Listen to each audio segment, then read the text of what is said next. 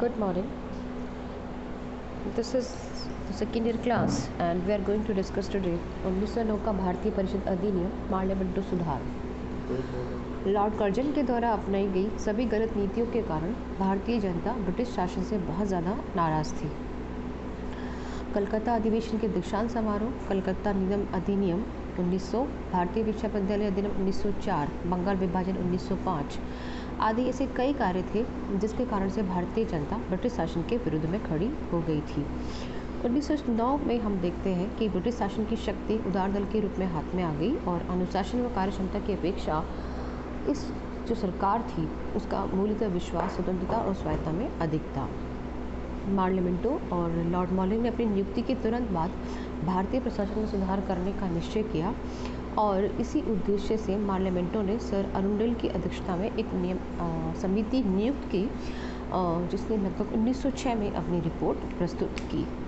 1909 में इन प्रस्तावों के आधार पर एक विधेयक प्रस्तुत या तैयार किया गया था जिसे ब्रिटिश संसद में प्रस्तुत किया गया और उसने भारतीय परिषद अधिनियम 1909 या 1909 पार्लियामेंटो सुधार कानून के रूप में अपना एक अस्तित्व ग्रहण किया।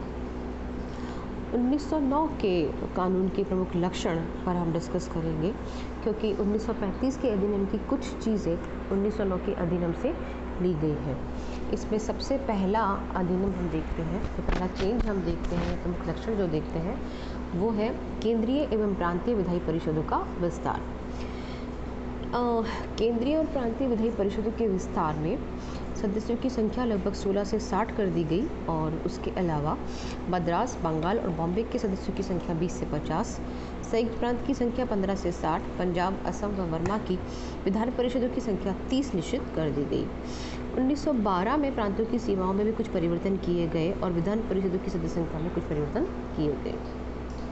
दूसरा जो परिवर्तन हम देखते हैं, दूसरा जो 1909 का सुधार अधिनियम का प्रमुख लक्षण हम देखते हैं तो उसमें हम पाते हैं विधायी परिषदों के अधिकारों में वृद्धि।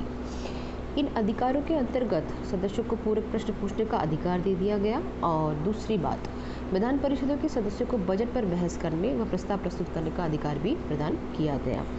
कानून के द्वारा उपरोक्त अधिकारों को सीमित तो कर दिया गया था परंतु कुछ विशेष नियमों के अंतर्गत ये दोनों जो उपरोक्त पावर है उसका उपयोग विधान परिषद कर सकती थी।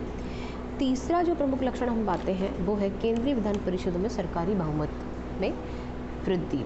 इसमें मेंबर्स की जो संख्या थी उसको 69 से लगभग 37 कर दिया गया जिसमें 5 नामजद, गैर सरकारी और 27 सदस्य निर्वाचित कर दिए गए थे। इसकी सदस्यता की संख्या या सदस्यता का जो टाइमिंग्स था वो लगभग 3 इयर्स के लिए फिक्स कर दिया गया। प्रांतीय विधान परिषदों में गैर सरकारी बहुमत में वृद्धि की गई और इसमें वृद्धि करते समय गैर सरकारी सदस्य यद्यपि सरकार का पक्ष लेते थे और चुने हुए विभिन्न हितों के प्रतिनिधि के कारण आपस में मिल नहीं सकते थे, किंतु फिर भी विधान परिषद में गैर सरकारी बहुमत बढ़ा दिया गया। कार्यकारिणी परिषदों में भारतीयों की नियुक्ति और कार्यकारिणी परिषद में विस्तार किया गया।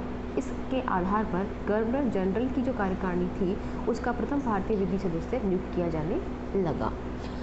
अगला जो हम चेंज पाते हैं या अगला जो 1909 अधिनियम का गुण पाते हैं या क्वालिटी पाते हैं वो है सांप्रदायिक निर्वाचन प्रणाली का प्रारंभ।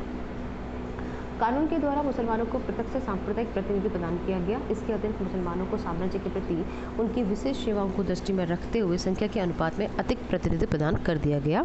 सीमित और भेदभाव पर आधारित मताधिकार का प्रारंभ हम 1909 से मान सकते हैं क्योंकि मुस्लिम व गैर मुस्लिम व्यक्तियों को मताधिकार की योग्यताएं बहुत अलग अलग कर दी गई थी।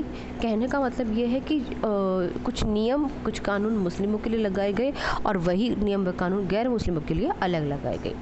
उम्मीदवारों के लिए अनावश्यक रूप से कई प्रकार की कठोर व भेदभावपूर्ण योग्यताएं रख दी गई जिसमें लगभग संपत्ति की योग्यता एक ऐसी योग्यता थी जिसके द्वारा लोगों को अंदर आने या परिषद में काम करने से रोका जाने लगा। सबसे आखिर में हम जो चीज़ पाते हैं या जो लक्षण पाते हैं वो भारत के कुछ भागों का प्रतिनिधित्व से वंचित कर दिया जाना है। इसके अंतर्गत कुछ चीज़ें ऐसी थी कि ब्रिटिश भारत के कुछ क्षेत्र जो सीधे गवर्नर जनरल के अंतर्गत आते थे, उनका एक भी गैर सरकारी सदस्य केंद्रीय विधान परिषद में सम्मिलित नहीं हो सकता था और न ही उन डायरेक्ट क्षेत्रों को चुनाव क्षेत्र बनाया गया था। 1909 का ये जो अधिनियम था वह उत्तरदायी शासन की स्थापना नहीं कर पाया था।